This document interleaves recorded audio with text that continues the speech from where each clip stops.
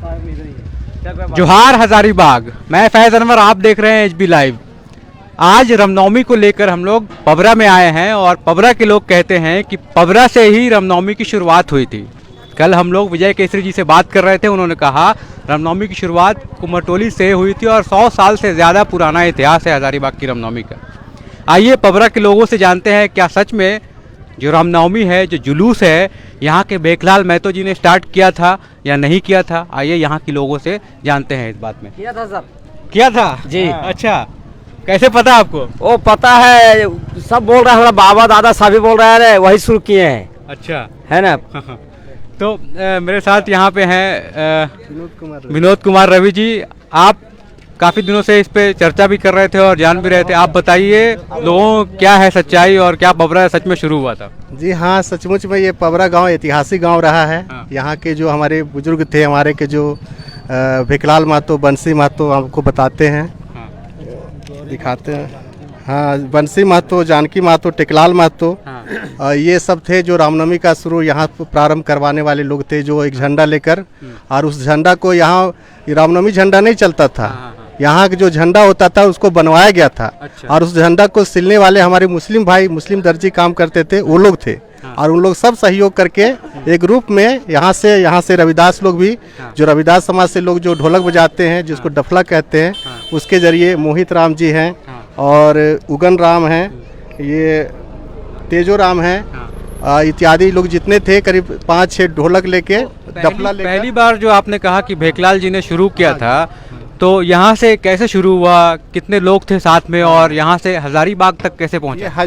हजारीबाग उस समय नहीं रहा करता था। हाँ। उस समय जो हमारे ग्रामीण प्रथा था, उस समय हजारीबाग मार्केट जो आज देखते हैं आज के जैसा उस समय नहीं रहा था। हाँ। आज जैसे ग्रामीण क्षेत्र और उसका जो नियंत्रण कार्य होता था, वो हमारे कामाख्या नारायण जो हमारे राजा पद्मा नरेश थे, हाँ। उनके द्वारा होता था। हाँ। और यहाँ के जो जानकी महतो, बंसी महतो, ये सब उनके वो प्रधान रहा करते थे, मंत्री रहा करते थे। अच्छा। और उन लोगों ने यहाँ से जो रामनवमी, जो आप रामनवमी के विषय में बात करते हैं, हाँ। तो रामनवमी का प्रथा यहीं से प्रारंभ हुई। यहाँ से उन्होंने झंडा बनवाकर गांव-गांव घूमे थे, ढोलक बजाकर, गीत गाते वो हुए। क्या थे भेखलाल महतो जी? क्या थे वो यहाँ के समझिए समाज सेवी थे। समाज सेवी? हाँ, समाज सेवी थे, और वो धार्मिक विचारधारा से लोग थे। हाँ। और वो राम को मानते थे, हाँ। बजरंगबली हनुमान को जी मानते थे। और उनके अंदर बहुत सामाजिक सौहार्द था, सबको एकजुट लेकर चलते थे। हिंदू मुस्लिम सब मिलजुल कर, सभी धर्मों के सभी वर्ग के लोग मिल के चलते थे इसमें। और अब यहाँ से लोग जुलूस निकाल के शहर जाते थे? शहर नहीं, उस समय तो शहर नहीं था, क्या था? वो गांव-गांव जाते थे। तो गांव यहाँ से निकले थे, करीब 101 गांव घूमे थे। अच्छा। और उस गांव में जितने जो हजारीबाग में जैसे मटवारी कहते हैं, हाँ। वो मटवारी नहीं रहा करता था, एक गांव था। कुर्रा गांव था, उसी तरह के सब गांव था उस समय। तो सब गांव में घूमे थे वो। यहाँ पे सब पबरा के निवासी भी हैं मेरे सामने।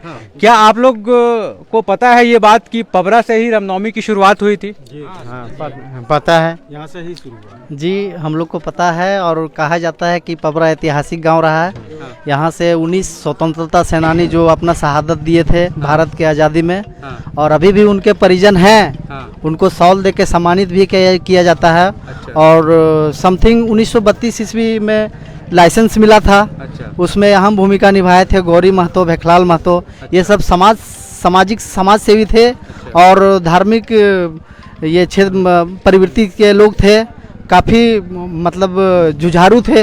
ये लगभग कोडरमा तक ही जो पैदल चल के गए थे झंडा लेके। अच्छा। और सारे लोग उनके साथ गए थे। और सारे समाज के लोग यहाँ लगभग 10-12 जाति के लोग हम लोग निवास करते हैं। महतो लोग हैं, सुकियार लोग हैं, और रविदास लोग हैं, गोप जी लोग हैं। ये सारे लोग सहयोग किए थे और कोडरमा गए थे पैदल। अच्छा। और इसी धरती से रामनवमी का आगाज हुआ था। और आज शायद वर्ल्ड में जाना जाता है रामनवमी को। बिल्कुल इंटरनेशनल रामनवमी हो गया। एक सवाल और है, 2 साल जब लॉकडाउन लगा रहा, रामनवमी नहीं हुआ, तो आप लोगों को कैसा लगा? मतलब क्या होना चाहिए, क्या नहीं हुआ, क्या मिस किया आप लोगों ने? हम लोग को लगा कि बहुत गलत हो रहा है। त्यौहार तो होनी चाहिए, लेकिन समस्या जो उत्पन्न हो गया बीमारी का, जिसके चलते नहीं कर पाया लोग और परमिशन भी नहीं मिला। तो हम लोग गांव स्तर से ही कुछ न कुछ पूजा वगैरह किए, हल्का फुल्का करते रहे। मतलब जो जुलूस था वो नहीं निकल पाया। वो तो तो यहाँ के युवाओं से मैं जानना चाहता हूँ, जो युवा लोग हैं उनके अंदर क्या रहता है रामनवमी के अंदर? आप युवा हैं यहाँ के, आप युवा हैं, आप लोगों का क्या रहता है? बोलो बोलो। आप यहाँ के युवा हैं, आप बताइए। रामनवमी होना चाहिए यार। अब 2 साल से जो नहीं हो रहा है ना, ये बहुत खराब हो रहा है। ठीक है सर, ये रामनवमी है ना, रामनवमी हजारीबाग के बहुत बड़ा सामान रखते थे। ठीक है, अभी 2 साल से कंडीशन इतना ख़राब हो गया है, रामनवमी को लगता है रामनवमी का नामो निशान नहीं छोड़ेंगे इन लोग।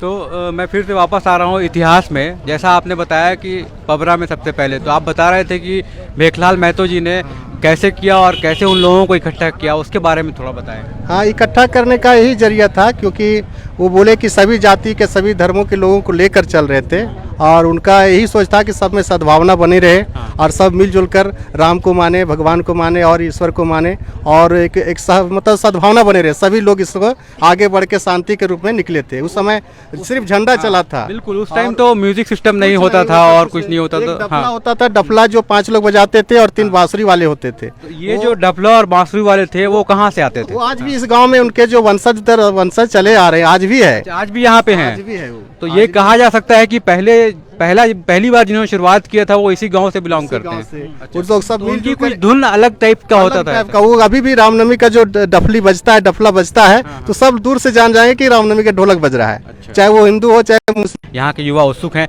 और पिछले साल या फिर जब रामनवमी सही से होता था उस टाइम में क्या तैयारियां होती थी यहाँ पे? सारे युवा काफ़ी उत्सुक हैं, रामनवमी होना चाहिए। मैं सरकार से भी दरख्वास्त करूंगा कि रामनवमी का परमिशन दिया जाए। 2 साल से जो वैश्विक महामारी से हम लोग गुजरे हैं उसमें सारे लोग बहुत नाराज हैं और जैसा उत्सुकता है इस बार पैदल मार्च के लिए तैयार हैं और रामनवमी इस बार होना चाहिए और सभी लोग का यही मानना है कि होना चाहिए इस बार। और जैसे जब मैं बोलना चाहूँगा कि आपको जानकारी दे दे कि पबरा गांव है जो अहिंसक गांव है। इसको जब विनोबा भावे आए थे हजारीबाग, उस समय से जो लिए इन लोग शपथ लिए, हमारे पूर्वज लोग लिए कि पबरा गांव को अहिंसक माना जाए। तो इस गांव में आज भी कुछ कटता फटता नहीं है। यहाँ अहिंसा के लिए आज भी लगे। आपको बता दूं कि पबरा गांव कहाँ पे है। हजारीबाग से लगभग 5-6 किलोमीटर दूर पिलावल से आप माया करते हैं तो लगभग 4-5 किलोमीटर आना पड़ता है। 4-5 किलोमीटर अंदर जब आएंगे तो ये पबरा गांव मिलेगा। इसके आगे खुटरा है, उसके आगे छड़वा डैम है, यही है ना? हाँ वही। और बोल रहे थे कि शहादत, हमारे भाई ने बताया एक कि आपको पता चलेगा, आप कटकम सांडी प्रखंड जाएंगे तो आज भी वहाँ शहादत देने वालों का नाम लिखा हुआ है। और यहाँ भी आज भी पेंशनधारी 1-2 अभी भी हैं जो स्वतंत्रता संग्राम में 1942 ईस्वी में भारत छोड़ो आंदोलन में भाग लिए थे।